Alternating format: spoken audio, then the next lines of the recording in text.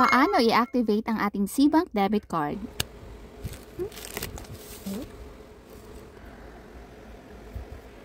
Alright, so guys, punta tayo dito sa ating SeaBank account and dahil tayo ay mag-a-activate ng ating card, punta tayo dito sa card na tabi po na Scan and Pay. Ayan siya sa baba. And itatap lang natin itong activate now. Para ma-activate natin yung ating physical card guys, may dalawang options po tayo. Pwede tayo makapag-enter ng code manually or pwede nating i-scan yung QR code.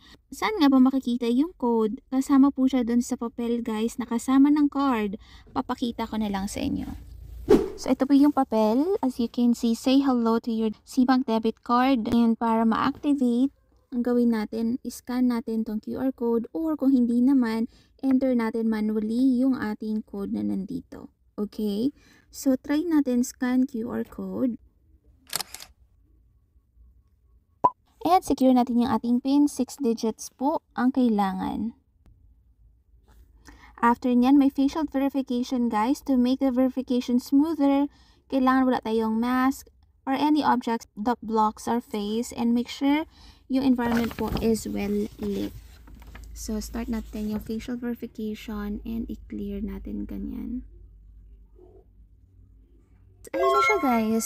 Card activation successful. Congratulations! Your physical card is now ready to use. Ganun lang kadali guys. And mas madali kung isa-scan QR code nyo na lang instead of entering it manually. Pero may instances na hindi mag-work yung QR code. Then, enter mo na lang siya manually. Pero lahat tayo, iba-iba po yung ating code. Okay? So, makikita mo yung code sa mismong papel na kasama po ng card. Yung 6-digit na in-enter natin kanina, upon activation ng ating card, yun po yung PIN na gagamitin natin for every card transactions. Kung, let's say, magwi-withdraw ka sa ATM or magbabayad ka sa cashier gamit yung card mo, yung PIN na yun, yung i-enter nyo po. Another information guys, yung card po natin mismo, wala tayong makikitang card details sa mismong card. Only your name po. So, yung details po ng ating card, like yung account number, valid through, yung CVV, makikita natin siya dito sa ating SeaBank app po. So, ayan lang siya. Tap mo lang yung card, tapos view details mo. And dyan mo makikita yung card number, yung valid through, and yung CVC po ng inyong card. Which, I think para sa akin, mas safe siya kasi kahit na mawala mo yung card mo, kung hindi naman nila alam yung card details, safe na safe po yung inyong account. And for the settings, pwede mo siyang gamitin for online transactions or online payments. Overseas naman guys, pwede ka rin makapag-withdraw gamit yung inyong SeaBank debit card. Pwede mo rin i-update yung daily card limit po. And pwede mo rin i-change yung inyong card pin. I-off mo lang siya and ibalik mo siya para makapag-change ka.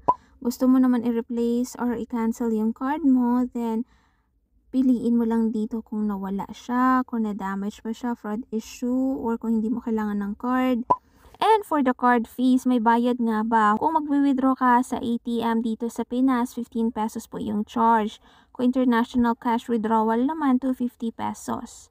For balance inquiry, 5 pesos. Pero kung gagawin mo siya overseas, that's 50 pesos. Kung magbabayad ka sa local merchants, free po siya. Foreign currency markup, free din siya. Meron tayong virtual card and that's for free. Itong physical card lang po yung 150 pesos. Kung meron kang dispute and chargeback service fee, yan po ay 250 pesos. And kung meron kang kailangang information about your SeaBank card, yung virtual card mo, physical card, yung card limits, card fees, card transactions, and card management, tap mo lang po yan dito. For example, yung physical card, ayan guys, merong mga frequently asked questions dito. And kung may issue ka, pwede mong i-check dito. Super happy ko na na-receive ko na finally yung aking SeaBank debit card. And kung wala ka pa, naku, bakit wala pa guys? I suggest, avail ka na.